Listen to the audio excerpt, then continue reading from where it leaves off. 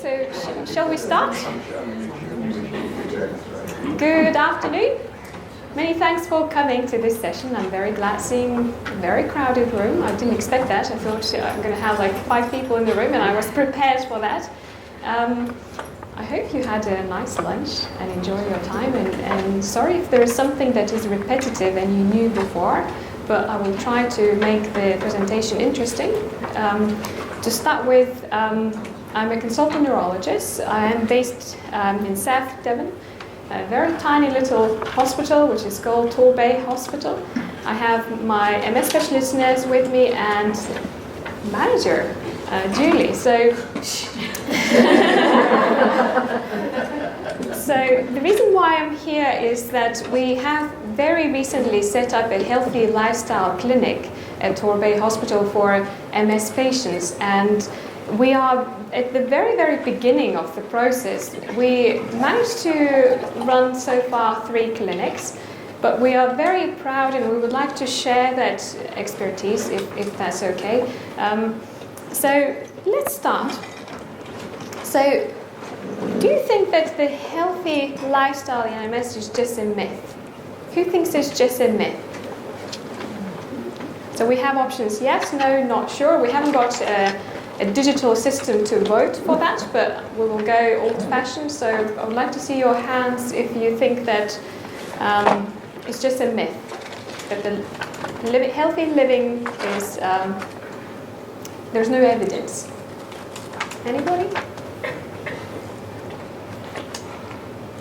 Do you think it's not a myth, it's real, it has got a positive effect on?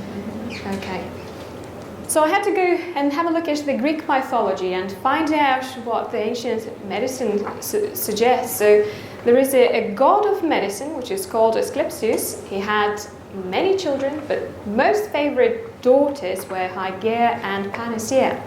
Hygeia is from the word hygiene, so that reflects the healthy lifestyle practices, diet, nourishment, everything that makes the life vibrant.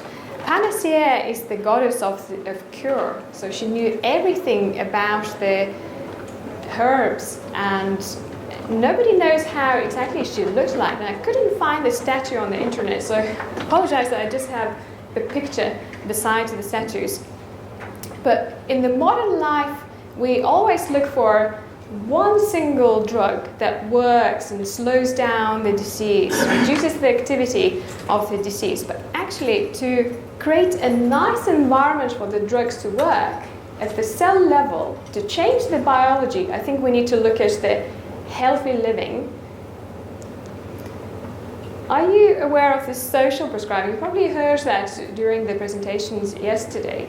You're probably very much educated. What does that mean? So it's very, very difficult to stand in front of you and talk about the healthy lifestyle and the research, because the research is very, very limited in a way, the level of proven medicine. We only have majority of the clinical trials which are observational clinical trials. We have very little meta-analysis and the gold standard clinical trials, which randomized control trials.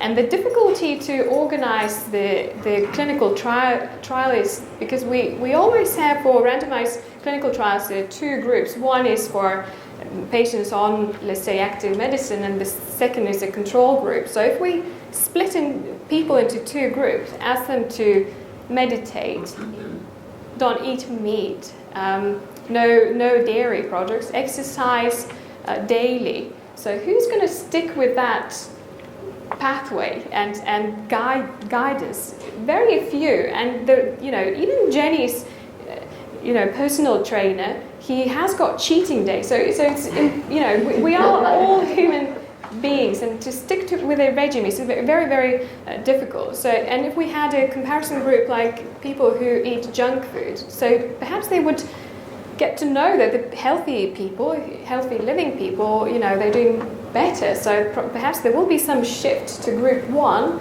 and from group 1 to group 2. So what is healthy lifestyle? So I guess it has got different meaning to different people. Gavin said, is that you? No? Okay, let it be me. So I think I've managed to find some sort of a healthy living pillars in general. What is the healthy living? So diet, exercise, meditation, positive psychology, social connection, self-management. For some people, spiritual and religion is important. Being independent physically, mentally, and financially. Healthy aging is very important, living with a chronic condition. So to know what cohort of people we work with, we need to know what is the psychology behind. When we talk about healthy living, there is a lot of philosophy and psychology. So this is just an explorative clinical trial.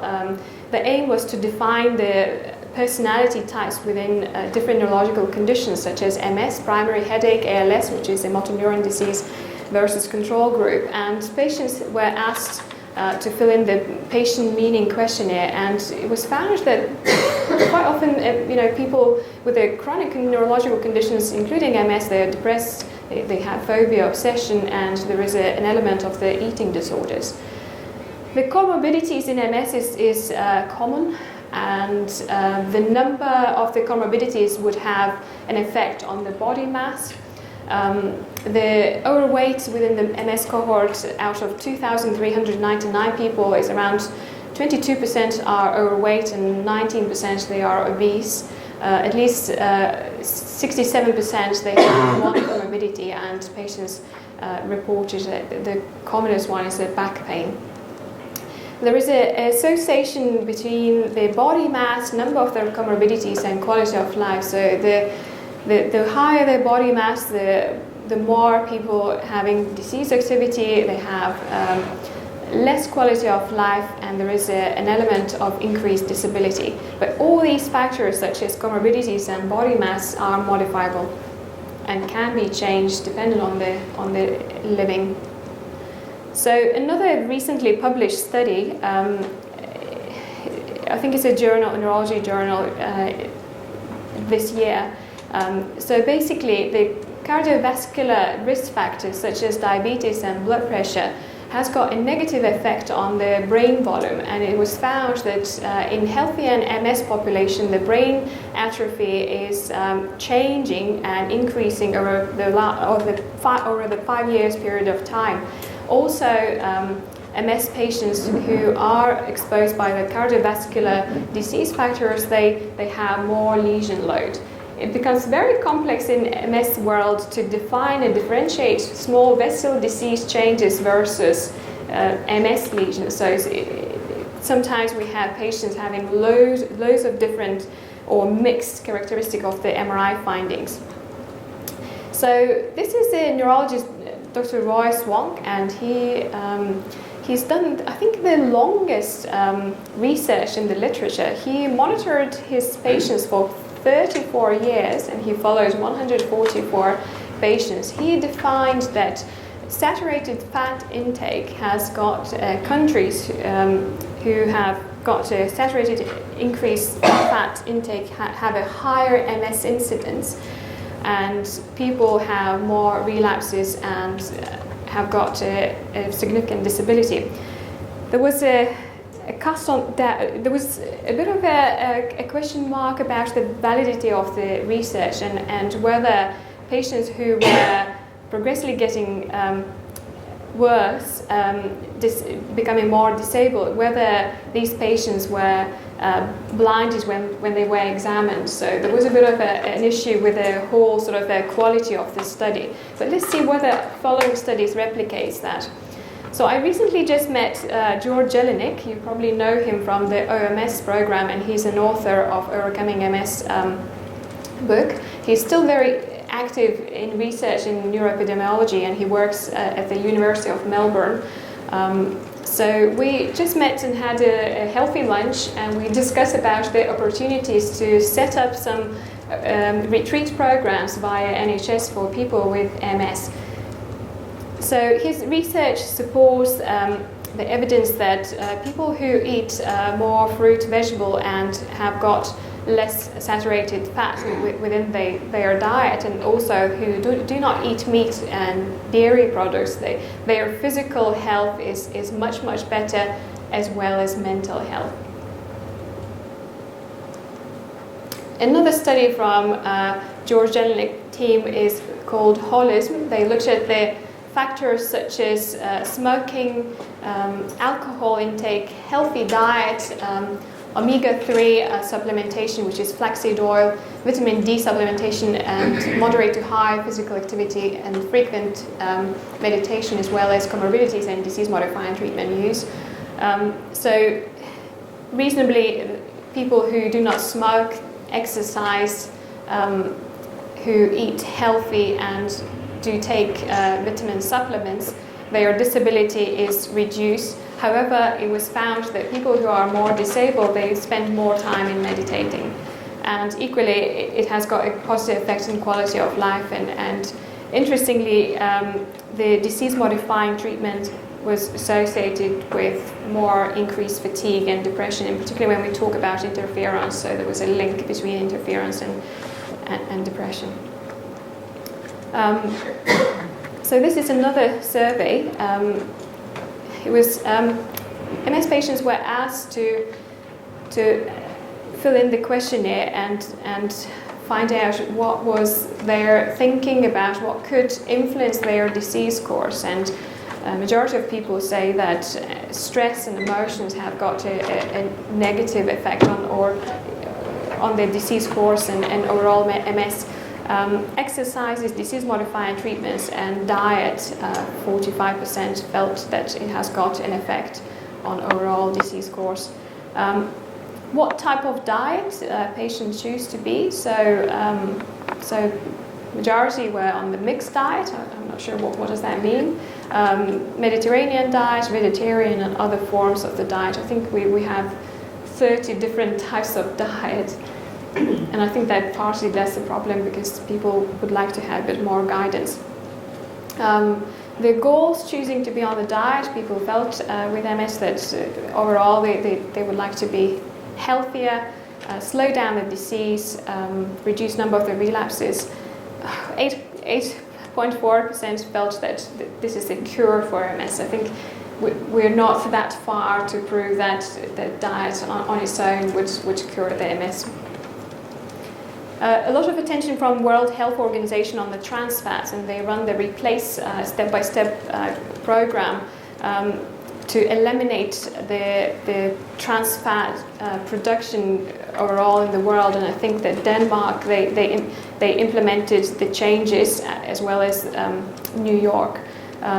It's a huge problem globally in the world, and a lot of people die and have health issues secondary to the exposure of the trans fats. So the National Food Survey reveals that within Britain in 2017, the majority of the people had problems with their weight.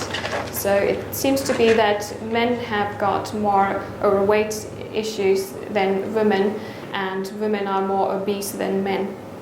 And as you know, the obesity has got a direct link to diabetes, and I just want to strike the importance that 4 to 6% of people may be not diagnosed with diabetes, and diabetes has got a negative effect on MS overall course. Another trajectory of the World Health Organization, what they try to implement, or they're trying to pass the message to all of us that if we start promoting healthy living pre-conception, overall we will have a greater resilience to challenges, and we will have less dependence on the health care units. This is a study from the perspective of 683 people who are older than 55 years old. The study aim was to determine key elements that has got a positive effect on healthy aging, and these are social connection, attitude and outlook, lifestyle choice and habits, healthcare system, spirituality and religion, being independent, and finances. So this is an example for young people with MS or middle-aged people, how to self-manage and help themselves to age without having a a huge implication on their lives in general. I think that it's been recognized by older population people with MS that exercises, eating, keeping active, having hobbies, having identity in general is very important, and defining that MS is not what they are in general. They are just, they are persons and what they are, but not, MS does not define them as a person. Another big topic is mindfulness, and NICE recommends mindfulness for patients who are depressed, and in particular who are having relapses of the depression. The publication and research is increasing dramatically. So if we look at in 1980s, there was no evidence about or talk about the mindfulness. But over the last decades, so it reached the point that we have 674 publications in mindfulness and its benefit on people's health. This is just a neurobiological mechanism from one of the paper that mindfulness has got a positive effect in reducing the inflammation, increasing the brain connectivity, reducing the amygdala, which is a limbic system brain structure, which builds up resilience to emotional lability, and that as a consequence has got effect in cognition, diminishes depression, fatigue, progression, and MRI activity. A lot of attention on the health retreat programs nowadays and its benefit on patients' health. We have some 23 studies within the literature, 8 of them randomized controlled clinical trials, 6 non-randomized, and 9 longitudinal cohort studies, which reveals the benefit immediately after the retreat program, as well as 5 years later. So it has got a positive effect on emotional well-being, energy, overall health perception changes, health distress diminishes, quality of life improves, and it has got positive effect on physical and mental health.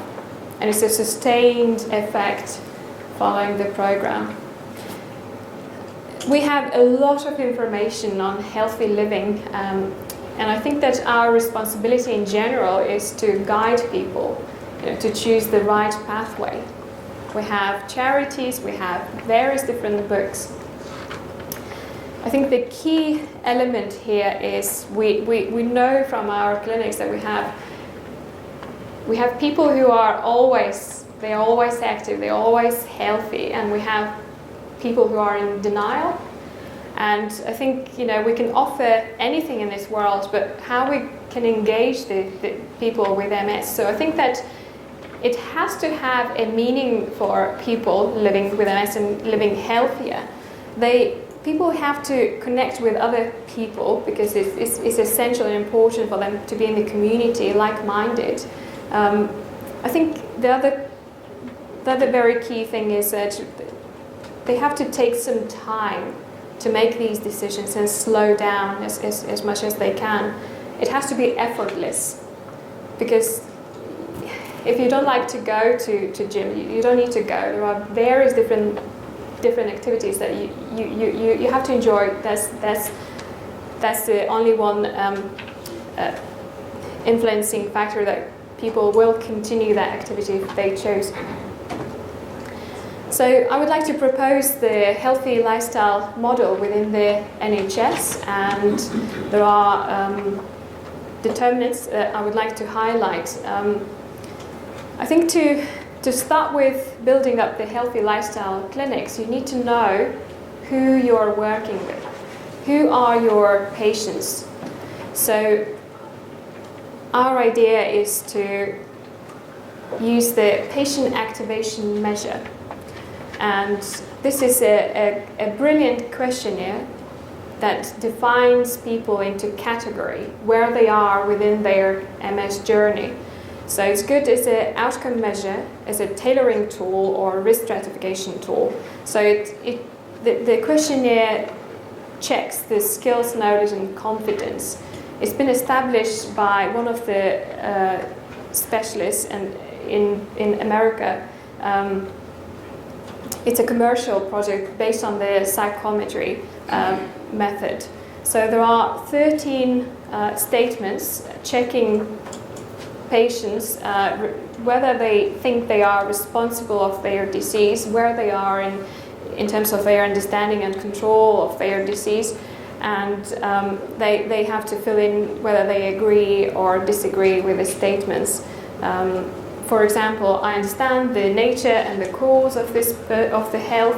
I know what treatments are available. So it's a checklist that defines people into 4 categories. They are being scored. The level 3 and level 4, we call these people being experts, and level 1, level 2, who are still struggling with their care. So level 1 would be the patient who thinks that the doctor is in charge of their health. And level 2 would be that people think that they could potentially do more, but they don't. And level 3 and level 4 is that people think that they are part of the healthcare, and level 4 is that they are patients experts. They can advocate their own health that they get from the specialist. So national data suggests that 35 people with chronic long-term conditions, they are at level 1 and level 2. So that's very concerning. And this is just a local audit at Torbay Hospital looking at the respiratory team patients who filled in the PAMS questionnaire, and around 30% they are at level 1 and level 2. So the evidence suggests that people who are within the level 1 and level 2 category, they require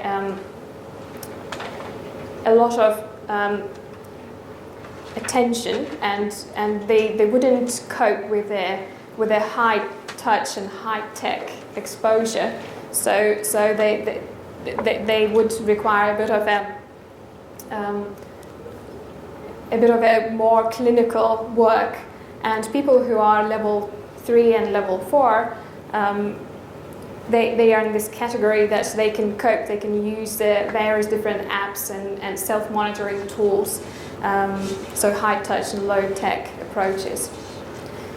So the healthy lifestyle clinic idea came after overrunning my clinics, because I would spend time diagnosing people, explaining the medicine, explaining the whole pathway, and talking about the healthy living overall. And I felt, it requires a separate clinic to talk about this. It's a time-consuming process. So we have set up a clinic that is run by MS specialist nurse, MS patient expert, who is a retired GP doctor with MS, and myself. So during that clinical session, 2.5 hours, we have slides that we show, and we have active discussion and interaction with the people who are in the audience. And after 2.5 hours, we spend an hour or 2 with the patients to provide face-to-face consultation. So it's the whole 4.5 hours clinic, and people do enjoy and like that concept, because it's a lot of information that they have to select and choose. So we talk about the importance of the exercises, supplements, weight management, smoking, overall diet. So we managed to collect a bit of information from and feedback from 21 patients.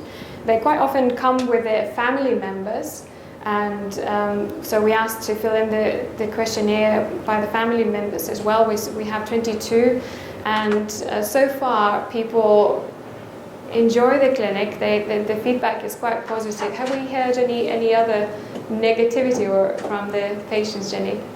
We only had one really negative feedback, and that was from one person who felt that the approach about the diet was quite in your face, and felt that it was fine to present that, but that there was other opportunities or other options of healthy diets that were available, and that person felt that they'd already made a lot of adaptations to their diet and went away feeling that basically if they didn't make the adaptations that were suggested, they were basically going to struggle with their MS for the rest of their life.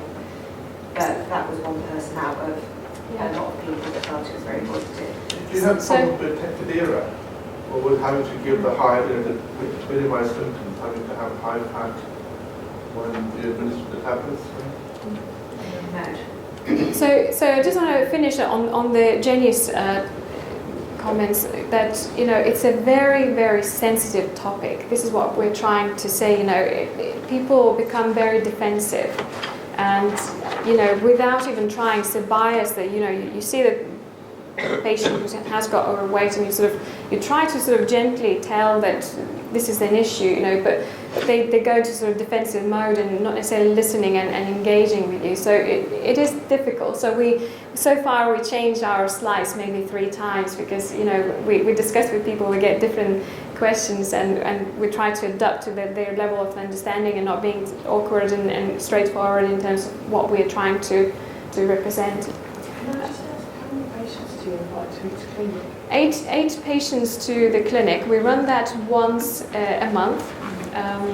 So 8 people, patients, but they come with their relatives. So it was an issue finding the room to accommodate that number of patients because our consultation rooms are very, very tiny and small. But we found one at the district hospital in Newton Abbot, and we have like a conference room. And we have a side room where we consult them after the session. So that works well for us at the moment. But finding that room that, you know, we started talking about the healthy lifestyle clinics in September, and we managed to start running clinics in May this year. Yeah. And how do you pick those? So they are newly diagnosed patients. We started with a newly diagnosed patient at the moment, but So basically we went back 2 years and looked at all the patients that have been diagnosed within the last 2 years. So all of those patients are given the opportunity to attend that clinic, and then anybody that we newly diagnose now, we send through to our appointments. As soon as they're diagnosed in clinic, I email our appointments and say to appointments, can you invite these people to the Healthy Lifestyles Clinic? So regardless of if they're all they do Yeah, everybody. Yeah, and the attendance rate is quite high. We had some DNAs due to work commitment, but they rebooked themselves for the, you know, to the following clinic. So again we were we didn't know, you know, when we started how many are going to turn, you know. So it's an evolving process because we have had to adapt the time. We've had to adapt, as Agne said, we've had to adapt our presentations according to feedback that we've had. Yeah. So moving on, you know, people come to this session, they listen to the lecture, and then they go home. You know, they get a lot of information during, you know, they're allowed to question us, and we sort of start the discussion. So they get information from the, you know, participants as well. So I think that what is important for MS people is something that they go and they reflect. They get maybe the same information or different information, ideally the same, that they could sort of watch and see whether they get all the points that were required. So we have a rheumatology team based at Torbay that have recently established the app, which is called Rheumatology Connect App, and we're thinking perhaps maybe that would be a way forward for us. So they basically provide information about what to expect within the first 6 months being diagnosed with, let's say, rheumatoid arthritis. So there are some videos with actors and actresses pretending nurses who educate via video patients. So also you get information about the whole team. You can contact by app people, the rheumatology team. You can look at the map and see where the clinics are located. So it's a very, very handy tool for people perhaps who are at level, according to the PAMS, level 3 and 4, because it's a high-tech, low-touch approach in a way. and this is only a phase 1. There is a plan to go into phase 2 where the people are getting access to their scan results and blood test results, so they almost can self-monitor themselves, as well as using some questionnaires. They could sort of fill in the depression score system or pain scoring system to define the level where they are symptom-wise. A lot of about the self-management, and there are various different programs run by the charities, Shift MS, MS Trust, MS Society, OMS Circle, there's a new one. There are MS therapy services around our areas, and we also have some funding from MS Society to run MS physio classes, which is run twice a week.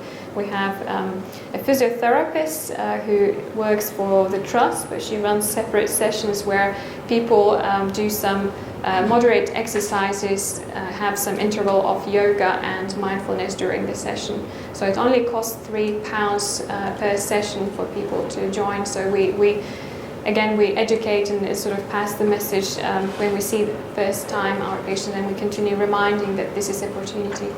Is there any role for psychologists in this type of model, even the psychological part? I'm just moving, yes. So I would like to introduce you to the HOPE program. I'm not sure whether you are aware of that program. It's an evidence-based program. One of the Professor Turner established at the University of Coventry, established the program, which is based on the positive psychology.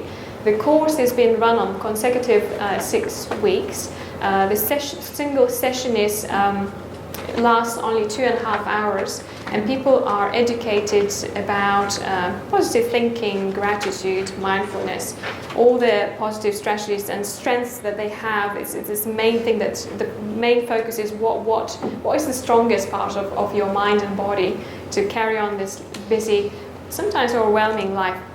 I would like to put on the video for you. It's only 4 minutes, but that's an experience that comes from the patient. About 2.5 years ago, I lost my wife very suddenly. My world fell apart, and slowly, I suppose, I became quite introverted and isolating myself from a lot of people I knew. I am a full-time carer for my mum. My dad had died from Alzheimer's 10 years ago now, and then Mum developed it, and we made the decision that she wasn't able to live on her own anymore. She'd come and live with us. When I got ill, I had to quit everything. I did a lot of performing, competitive rowing, swimming. I was at uni doing social work. When I got ill, I had to come home. It wasn't safe. I had to quit everything. I couldn't go out on my own. I couldn't be at home on my own. Just before Christmas, I've had major emergency surgery that will make an impact on the rest of my life. I had shall we say, a colourful childhood, and I was diagnosed with diabetes when I was 15 or 16. My mental health then took a toll because I couldn't do anything, and I wanted to be proud of something and feel like I had worth, but I was scared of the future because I was like this all the time, my health. So I'm usually quite a cheerful person, but I was getting more and more irritable. I was getting quite angry and so tired. It was suggested that that I might be interested in the HOPE course. It's the best thing to ever happen to me, I guess. It came at the exact perfect time, really, when I didn't have a lot of hope. It just kind of brought confidence back in myself, reassurance, and it's the most welcoming, accepting environment I've ever been in my life. The actual exercise of talking to each other in a manner that is not judgmental was the main thing that I benefited from. And so the course came along at the right time for me, and it helped me understand A, that I'm not alone, there were other people there going through the same thing, and B, to give me some strategies. It's now become a little part of my life which helps you through more difficult times, so to speak. I taught different courses in the past, attended different courses, and I thought, what's different about HOPE? The HOPE programme has been developed in your local area in conjunction with Coventry University. The ultimate aim of the course is to improve your overall health and well-being. Your health and well-being is really important, but unless you are in control of your health and well-being, you will continue to feel vulnerable. Our aim is to try to help you take control and to feel more empowered in your decision making around your health and well-being on a day-to-day basis. We are not here to give you therapy, but we are here to offer you a range of tools that will help you in your everyday life. So we offer relaxation techniques, we offer mindfulness, giving you the opportunity to relax more and to come to terms more with what you're struggling with. We work with you over a 6-week period.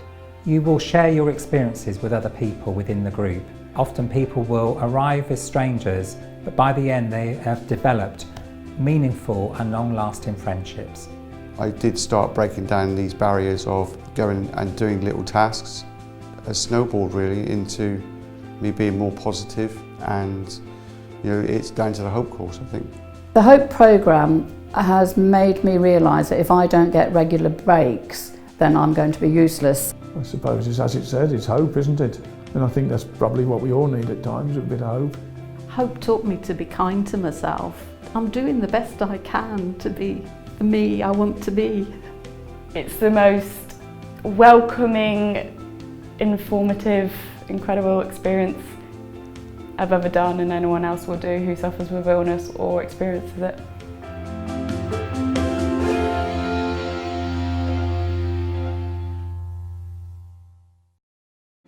The good news that probably your trust is linked with the HOPE program. I think there are 69 sites that HOPE program is linked with. I guess the cancer services are using that program more often, and I think it's a great idea to maybe refer our patients. The second very important benefit using this program is that we can train our patients to become facilitators, so as well as the staff. So Jenny is on the course to become a facilitator and running her very first course in September. So we have patients who are willing to be part of our team and perhaps become facilitators of the whole program. It's not difficult at all. I've already suggested it to lots of our people with MS, and I've got one gentleman who's he's not working at the moment, and I thought this would be a really good opportunity for him. And he's like, I really want to give something back. And he's already, before he's even done the programme, he's already saying, I want to train to be a facilitator. So hopefully he will go through with that. So I think that this is a very important slide and graph that from the spirit level, that inequality has got a negative effect on health and social problems. So, and the UK is the top of being unequal. So it's I think that the work we do here, that can be transferred to any service within the Britain. It's not difficult to do that at all, and we are more than happy to assist and help you with slides and any information that you require. I think that the biggest challenge was to find the room. The rest it was just going with the flow. It doesn't have to be on a hospital site, does it? No, but it's just the funding, so rooms cost. Is your clinic meant to be just a one-off, then just to educate patients, and they self-manage, or you follow them after? We do follow. We do. What do you do in the follow-up? So it's the clinical work that we do in the follow-up. So monitoring of the drugs. Going from the healthy lifestyle perspective, you do just a one-off? No, we don't do. But that's a good idea. I think monitoring from the health point of view. You don't monitor. What's happened within our clinics is that the gentleman that's our expert patient has linked with a lot of people that have come to the clinics, and he set up a WhatsApp group. So a lot of the people that have come to the clinic have joined together and formed a WhatsApp group. So they're now have formed their own sort of support group, which has been very beneficial. And people that have been to the Healthy Lifestyles clinic that I've then seen for sort of follow-up appointments since have sort of said how beneficial that has been, as to just have a a link. I wonder whether it'd be worth offering it to those frequent attenders, the frequent contactors. Yes, and that's something that, you know, because the whole process is an evolving process, we had to start somewhere, and it's something that we can then go and say, well, you know, do we perhaps look at, because to start off with, we set boundaries of, you know, an EDSS less than whatever, because, you know, we've had feedback before when we've said to people about going to the MS Society, and, you know, there's always that group of people with MS who are really reluctant to go to the MS Society because they don't want to see people using a wheelchair, and that will frighten them. So, you know, it's a sort of evolving process, so I think that's something that we can, you know, maybe that we do one that's more for people that are newly diagnosed and one that's for people that perhaps have more progressive disease. That's something to look at. Is anybody that runs some similar sort of healthy lifestyle or some sort of a healthy living courses, seminars, sessions? Maybe you give some sort of some physicians. I met one of the nurse who is from Cornwall, and she says, I do some breathing exercises in my clinic, so I see my patients rush into the room, they are like restless and anxious, and they just speed when the speech is all over the place, and she says, we just do like a little sort of breathing exercise, so calm down, okay, let's breathe in and out, in and out. So various different things that are happening within the clinical concept. I know that one of the a headache specialist in the USA, she also, as part of her clinical consultation, she provides a mini sort of a mindfulness session. So I think it's coming, the way, you know, we monitor, we look, we follow our patients, and some new integration from the perspective of the psychology. I think it's part of our life, you know, and I think we also have to have resilience to run our clinics, to be strong enough in our minds. It's not the easiest specialty to stay in, and seeing young disabled patients, you know, so it's important to look after ourselves as well.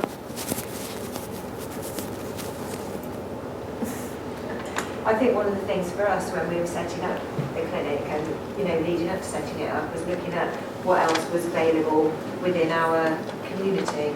You know, we identified the Healthy Lifestyles team, which was available, and what they could offer to our people with MS. And that was not the same within Torbay as was in Devon. So the Healthy Lifestyles team offer quite a lot. They can, you know, people can self-refer, and they can get 10 gym sessions with a personal trainer for £20. Whereas if you live in Devon, you can't get that. There's something called One Small Step, but then they have a totally different regime. But it made us go out and look at what else was available from a healthy lifestyle perspective. So I strongly believe that each of your trusts, they are linked with the healthy lifestyle teams, and you know, we have 2 within Torbay area. So One Small Step is run, I think it's on the phone consultation 1-to-1, and then the patients are involved into various different programs: mindful eating, mindful running, mindful walking. Also, people are encouraged to use the Riley app, where they collect some points that converts to the Amazon vouchers. So that's how people are encouraged to live healthy. Obviously, they can't buy on Amazon chocolate or a bottle of wine, so it's more about the cooking books and maybe a new bicycle or so. And yeah, and Torbay Lifestyle, as Jenny mentioned, so it's a cheap access to the swimming pool or gym, only for £20 for 20 sessions, so you get a personal trainer, and that's how you can sort of, I'm not sure what happens after the 20 sessions. Jenny, have you heard any? Yeah, I mean, after you've had those sessions, you get the option to either walk away and carry on your fitness regime outside, or you can join the gym if you want to. And you know, we have had some success stories where I've had one lady who was walking with unilateral aid, and I suggested that she self-referred to the Healthy Lifestyles team, and she said, no, I am not going anywhere near a gym. And then she walked away and then phoned me. Next time I saw her, she said, I decided to self-refer. She went to the gym. The next time I saw her, she walked in without any aid at all. She'd gone through the personal training sessions, and after that she decided to join the gym, and she'd carry on going twice a week, which was really positive. I think most people, the first 20 weeks is hardest.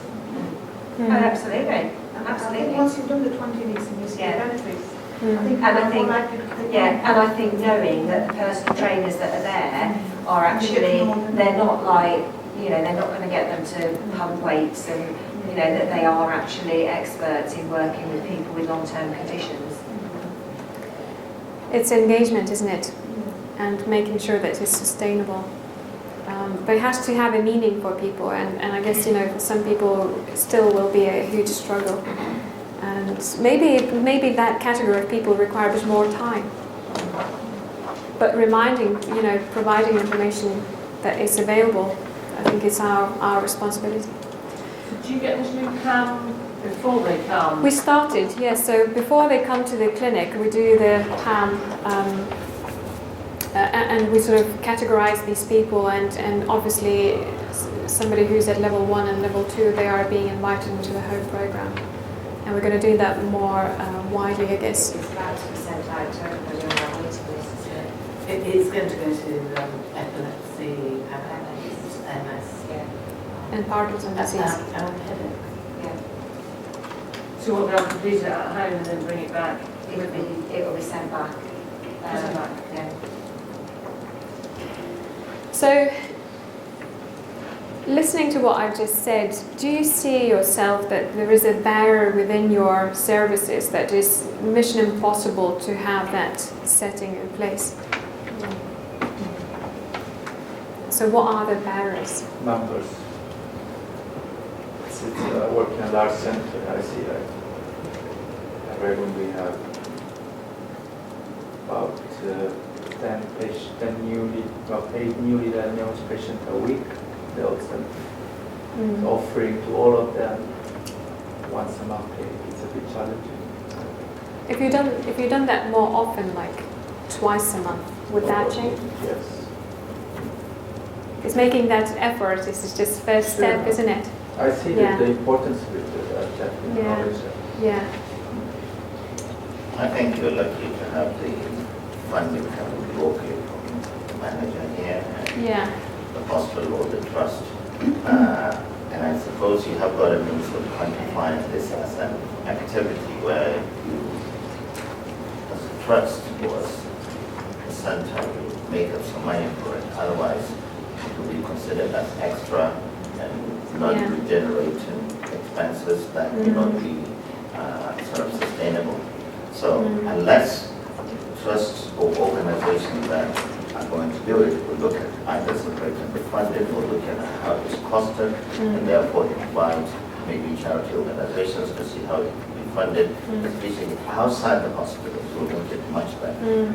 Because I doubt if in hospital institution you find loopholes why you can have this in the recurrent plan. And for those of us who come from a large unit who have help over 2,000-3,000 patients with MS, yes, we can start with newly diagnosed, but what happens to the rest of the others?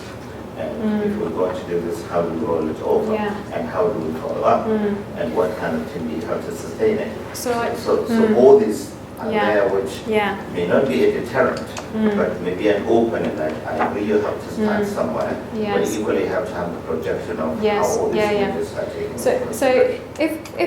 So it's a second sort of, comment about the numbers that we have to deal with. If, let's say, we use more widely PAMs, and we know that, people who are, level 3, level 4, they can self-manage their condition in a way with some support and technology. So whether these guys would have only like a Skype clinic or telephone conversation is sort of bringing them into the clinics, whether we should sort of change the way we work to minimize the But someone still has to manage that. So you need manpower to look at that, to give some advice. So if you don't have a specialist or some clinician, so therapist or doctor who can manage that, then that's not possible either. So it has to be sustained. So at the end of the day, this is a time element, manpower, and therefore cost and attention, or going to the sector to get involved. So that's really what makes it difficult. I think we all try in our clinical setting to go through some of these questions with our patients, and we can identify what areas are lacking or deficient, and therefore need to be improved. When we take good history of their lifestyle and stuff like that, and signpost them, but the waiting time for all these places to signpost them is too far and too much, and sometimes that doesn't exist. So having something like this will help. But how do we develop it that to the point that is funded and supported all the That's essential. That's the time. Yes. One of the ways would be to actually, would you be able to audit the service and look at the impact on the rest of your service? Because I guess if it reduces the number of phone calls into the nurse, or kind of, you know, your follow-ups, or kind of patients accessing the service in other ways, if you could show that long term, I'd imagine it would help the funding. Would you be able to look So it's like a business case. Yeah.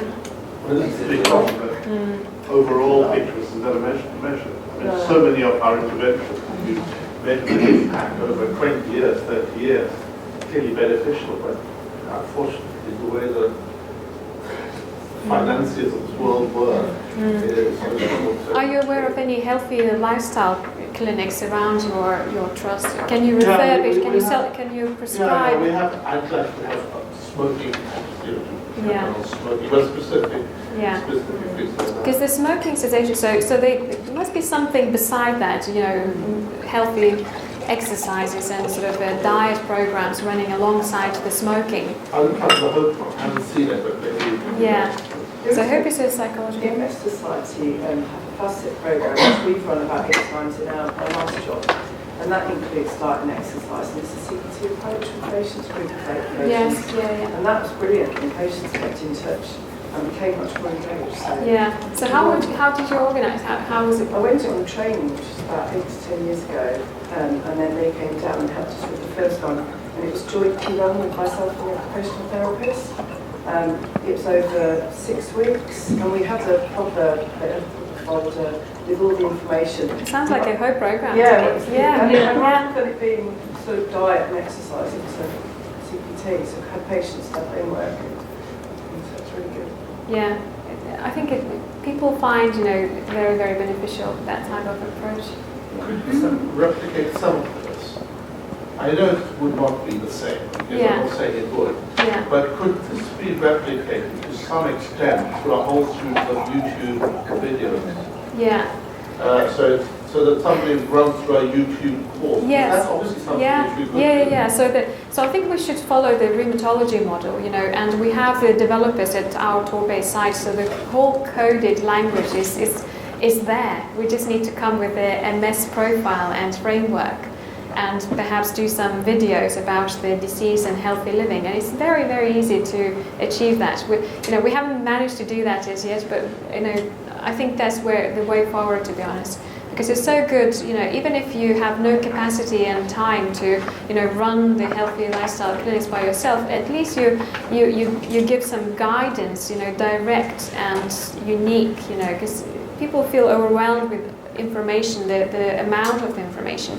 But if you say this is the video that you need to look at and sort of listen and sort of see whether that works for you, again, you know, not necessarily everyone will sign for that, so, but at least, you know, you get maybe 30-40% response, and that's something rather than nothing. But in your experience, how relevant is the face-to-face consultation? Because the whole idea started from the unmet need of these people need info about lifestyle and so on. Yeah. So that can be achieved by giving the presentation, which is 1 hour, can be given to a large group of patients without needing to actually meeting face-to-face, which is partially linked to what you just said.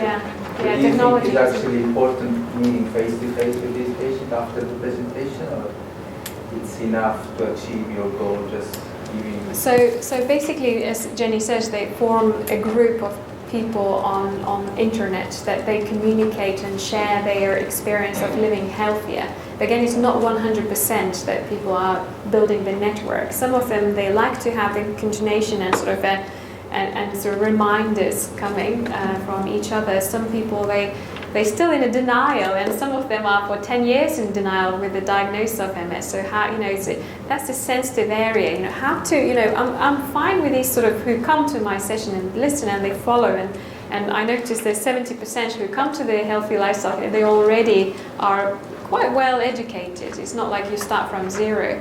But these who come and all session they look at the table or their phones and they stood up and they walk. So that's sort of a concerning pattern and patient category that worries me a lot, and I haven't found the solution as yet. How to engage that sensitive. That's more on the psychological side. Yeah, but if we run some various programs, maybe one of the 5 programs would tickle that person and will be engaging, and that's the start, and then that could continue. I have a lady at the back and she's like 5 times. Yeah, there were just a couple of points I wanted to make. I work at Walton Centre in Liverpool and we run the Facets fatigue management programme back to back, and I take on the point about using electronic and having YouTube videos. But I think we've got to think about how activated people are by using the patient activation measure. So my first question is, how on earth did you get the licence? Because we haven't been able to get it to use the patient activation measure. And my second point is that we've got to also think about activation, but also where people are on the behaviour change cycle. And those are 2 completely separate things. So some people are ready to change behaviour, and that's when we need to direct our input. And depending on where they are on that journey, yes, focuses you as a therapist as to how much input they're going to need. So no matter how activated somebody is, if they're not in that active state of ready to change their behaviour, they're not going to alter their diet, and the best way to actually ensure that that happens is in face-to-face contact with their peers that are facilitated. Yes. And that's what happens in something like Facets, for example. Yes, yeah. Or another. Or HOPE program, for example. So but it needs to be facilitated rather than just giving information to people. So people break out into small groups and do their activities. They have homework at the end of each week, come back, say the homework was rubbish or the homework was great, but that's where all the change actually happens. Yes, yeah. So how did you get the licence? Okay, so it's part of the HOPE program. Okay. So the HOPE program collects information for all the chronic diseases. So we are part of that program, and so. And Olivia, the lady that I've emailed today and copied you in, she'll be able to let you know all that. Thank you. I think it helps also if you know the person was before the diagnosis of MS or before the person somehow what their lifestyle is, because it helps to understand their culture, and it also helps you to decide how quickly they can change. What's the impact of the diagnosis of MS has made to that?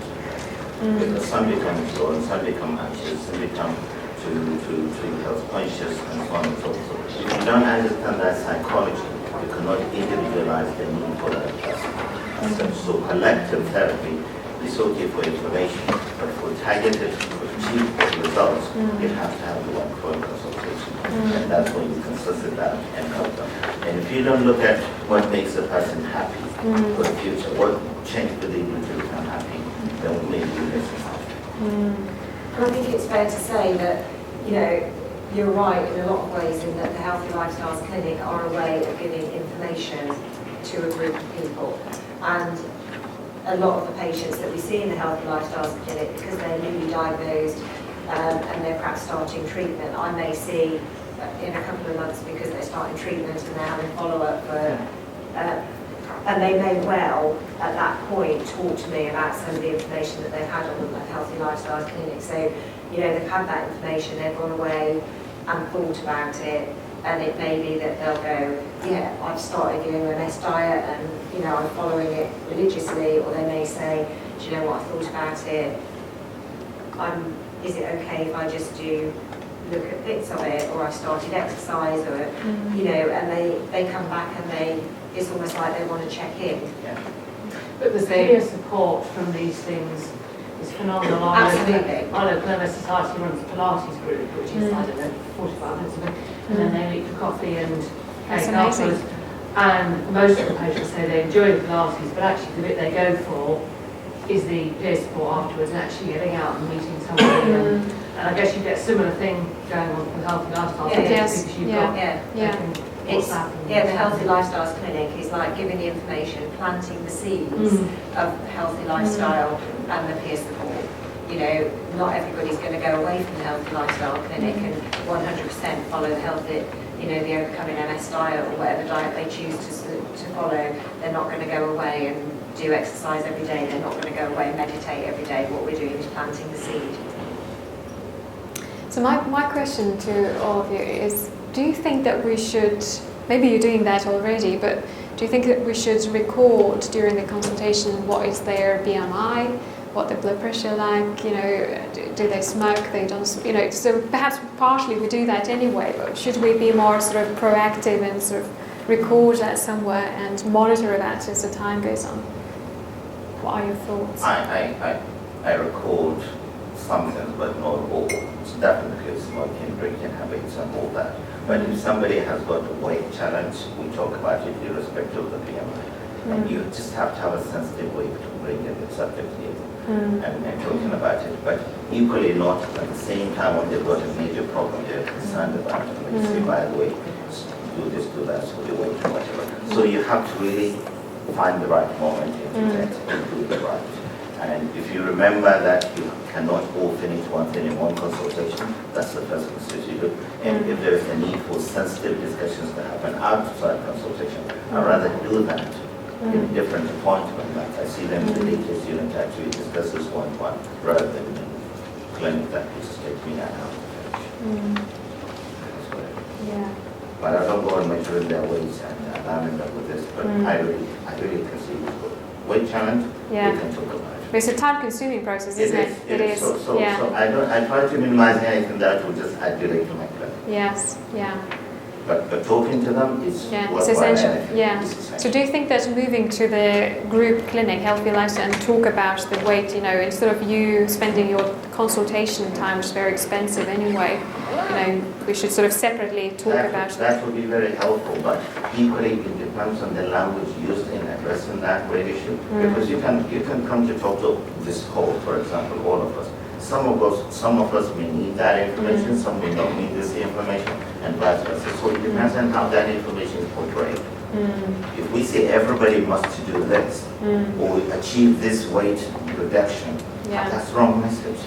If we say those with this, we need to look at this because this is the implication if you don't do that, that's a positive message. Yeah. So my sort of question to you, when you go home and you start your new day tomorrow, would you have a look and explore whether you have a healthy lifestyle teams around you to start with?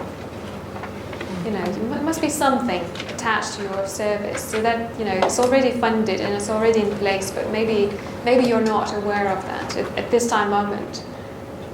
So, and if there are people working on weight and, you know, healthy living diet and smoking and alcohol, so perhaps you could start whether you refer or maybe ask patients to self-refer, because majority of these services are accepting self-referral. So that's one thing I think there's an outcome from this meeting. If you are dealing with the numbers that you think after discussion with your managers that, you know, instead of my discussion with Julie was, you know, instead of 5 people into my clinic, I'm going to bring 8 people. And then, you know, we'll talk about and educate people, but then we will allow them to have one-to-one session, which is, and the whole group clinic is coded as a clinic, because we produce the outcome. That's the funding aspect of it. So if we have a hole in the hospital or an actual that will accommodate with a lot of staff, but we use one of my clinics, so it's not an extra. So we cancel my regular Friday clinic and we do the healthy lifestyle. So we use the same budget. There's no extra money, as you know. I agree. That's fine. So whether you could explore as well and see whether there is possibility to maybe do a little trial. We with Jenny, we can share our experience to set up, and Julie would be more than happy to discuss with your managers how to arrange that. So that would be. Does it sound okay and for you? I'm just talking. How frequently are you going to visit them? Is it once a month? Just once a month at the moment, but we are based on the numbers we have. We were worried that we're going to quickly run off the options in newly diagnosed patients, but it doesn't look like that's the case because each service, I think, we have increased numbers of newly diagnosed by 10%. So people are coming. It's a 21st century disease. But the other thing is, it would be quite handy for patients who have been diagnosed a while, who perhaps lost the impetus for doing anything, I would have thought. So those who are perhaps a bit, I can't exercise, or I can't see the point, or can't lose weight because. That's right. It's it is an evolving clinic, isn't it? It's it's not something that is a static process. It's something that we're reviewing each month. I know you're often seeing patients after, but other than that, it doesn't have to be delivered by you, does it? The sort of areas that you're covering.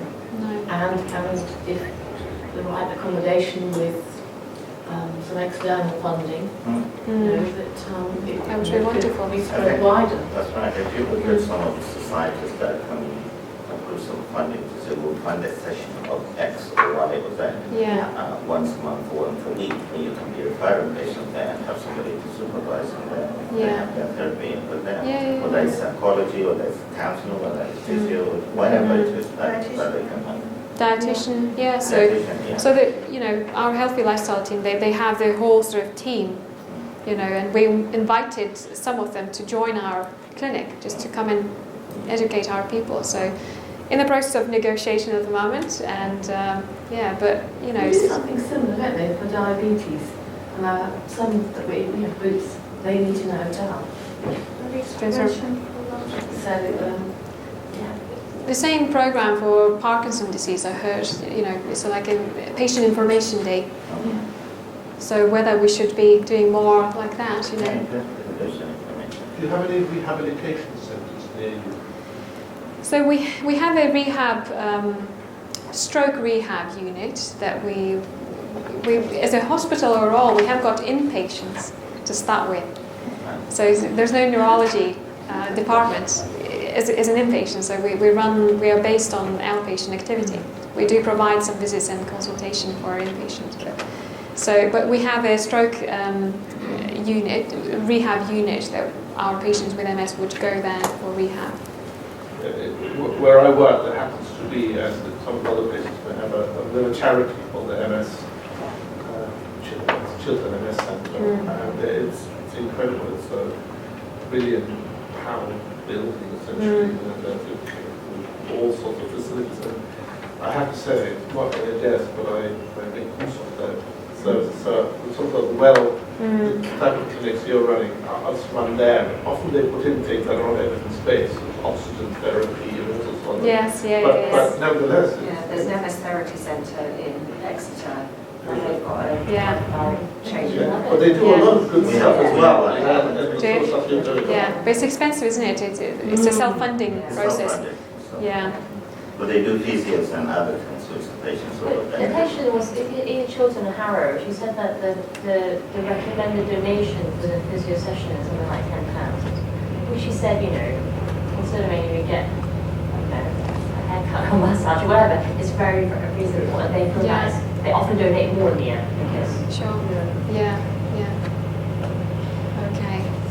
Any other comments? Any thoughts on healthy living? To me, it's a good topic, and it helps us look at managing our patients holistically, which is what we all strive to do as clinicians, whatever our background.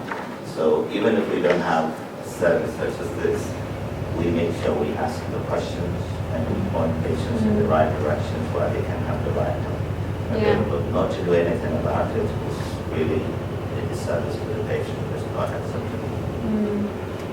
That's wonderful. Yes, I hear what you say. Any other comments? Anything that you would like to add, or any ideas for us to develop? One area that is really important for how you are at any one moment is how your future is. And I think one of the things that ties in very closely to lifestyle management is also advice regarding work and occupation. And one of the things I do with my patients who are clearly progressing in their condition is I know the moment they can't work, their income's going to drop, their relationship with their family is going to change, they're probably going to get divorced as well, and it's going to have a major psychological level. So one of the things one can do, we don't do enough of this actually, is to get work advice in early, noting that patients with MS can't sustain activity a very large, continuous period of time, that they shift into professions where that are into work activities which can be done in more bite-sized chunks, ones where they can do take part-time work, this sort of thing. People who've made the adjustment really can manage to carry on for much longer. Yeah, so that's a very important message. We you know that the time is brain policy. So some of our patients looked at the graphs and they looked at the 10 years later they're going to lose the job. That scares them to death. So I'm very selective to whom I'm sharing that policy. It's very scary. It's very scary. I think Jeremy Hubbard, he does share that with the patients. We do also talk about the vaccination and contraception during that clinic. We use the opportunity to talk about, so the way we start, I talk about the MS, what is MS and how to, what is underlying the biology and pathology, very briefly obviously, and then we sort of head into sort of healthy living, healthy lifestyle, and that's been taught by our GP doctor, because he's an example for the patients, and it's very unique that it comes from patient to patient, not from a doctor to a patient, because I'm healthy, and not necessarily that can be, the message can be taken for granted, because I'm not allowed to tell people how to behave, what life to choose. And I think when it comes from patient to patient, it's more accepted in a way. So Colin talks about healthy living, and then in the end of the session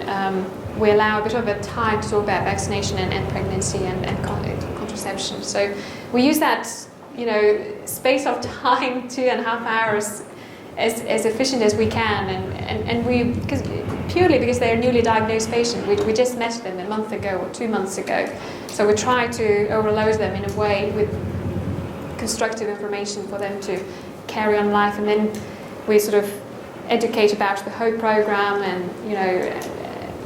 maybe our future is bringing the videos on the plates with the app that people could reflect when they leave the room and when the clinic is finished, because quite often people do require a reminder.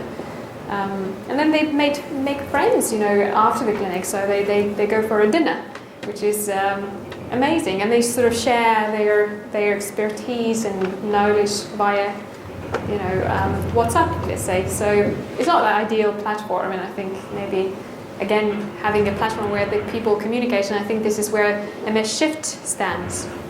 Shift MS. So various different things, but again, one rule is not for one person. So everyone is very individual and personal, and you have to find a way how to come to the with the ideas for the person that will accept that information. So it's not easy in a way, and I think the way we approach our patients shouldn't be doctor or patient. We should make equal, and the way we approach the patient, we should be on their side as a friend, not like as a physician, and maybe that our message would be heard better if we have that approach. One thing we need to add into this, I don't know whether it's already part of it, is really looking at fatigue. management in MS, because there are many factors. There are many factors that influence fatigue, and one of the factors they employ, if you have a young person who's diagnosed with MS and who thinks, now I have to work very hard for the next 10 years before I get disabled, they end up working 18 hours a day, 7 days a week, and they wonder why they're fatigued. They wonder why they can't think properly, and so on and so on, even without any MS activity. So these things all need to be taken into consideration to look at them how to balance their MS very well. Yes, last time I spoke with Prof. Turner about the whole program, and he said the whole program is a standard but can be adapted to the diseases, so we can integrate the fatigue management into the whole program very easily, and they have the platform to do that and all the relevant knowledge. So it's our future, I guess, but it's just making sure that we know, we are aware of the other programs around us, and perhaps escalating and trying to engage people as much as we can. At least we do something. If we just let it go, so perhaps the outcome would be very poor. I was just thinking about the question about more funding for neurology clinics. We do MDT clinics at the Walton Centre. I seem to remember that we're talking about MDT clinics having a higher tariff than a neurology clinic. So I don't know. That might be a question for managers, just to see if you get more money to support extra staff. Depends if you're on a block contract, doesn't it? Which most of us are now, rather than that was PBR, Prima by Results. I don't understand. I just remember that we were okay because they were going to charge more. Yeah, so if it is a block, to my understanding, if it's a block contract, you're being paid the same amount as you would be like doing normal clinic or MDT clinic, so there's no encouragement or enhancement of the pay per clinic. It doesn't matter. So if it is a block contract that your hospital runs, you're not paid per patient. Yeah, there's a projection of what your activity is going to be in the next year based on the previous year's activity. But not very scientifically done. It does mean you can choose how you work if you're on a contract, block contract. So you can do an MDT because it's just you comparing who works as patients and who is patients. Just paid by results is not difficult. Yeah. I think you're right, yes. I mean, at the end of the day, there isn't more money.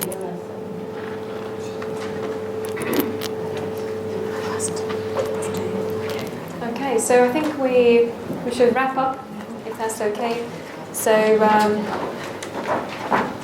the message home is that we are all very much aware that healthy living is very beneficial for health, and I guess if you need some assistance and help setting some sort of a guide, some guidance how to set up things, we're more than happy to share that expertise. We are very early at the beginning of the process. Perhaps if you have more experience, you may just create your own service of healthy living, and we will be guided by you guys if you have better ideas. So in the meantime, I'll try to work on the MS Connect app and produce some videos for people. We have tools. We have even funding for that, to be honest. But it's just writing the script and making sure that it's being produced and filmed, etc. It's a bit of a time-consuming. I'm single-handed neurologist at Torbay as well, so I've got a number of projects running. So it's an extra work for me, and I'm not paid for that. So it's it's tough. It's very, very difficult for everyone. But at the end of the day, we're here to help our patients and educate, and otherwise we wouldn't be doctors, and you just have to go extra mile to provide some information for the patients, to educate them, because if they are educated, they do better, as you probably notice. Can I just say that after each workstream there'll be like a set of key actions that were either suggested or agreed upon. So with this one it's more suggestions, but they'll all be listed with links to relevant resources and things, and they'll be available a couple of weeks after the event. So you'll be able to go back and go, oh, look, you thought we should do this, this is how you do So would you mind writing your ideas of how do you think this topic would be relevant to your service, and is anything that you could do now to change your service? Or Can we just scribble on there the things that I've taken down that people have just said in the... If we have written Yeah, down, yeah, if you don't mind, that would be... Yeah, and I'll put extras on it in my Yeah, okay.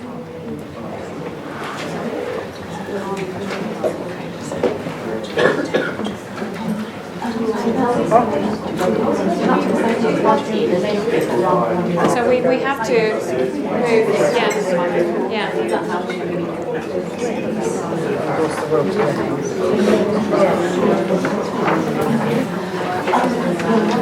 Regroup in the moment. Yeah.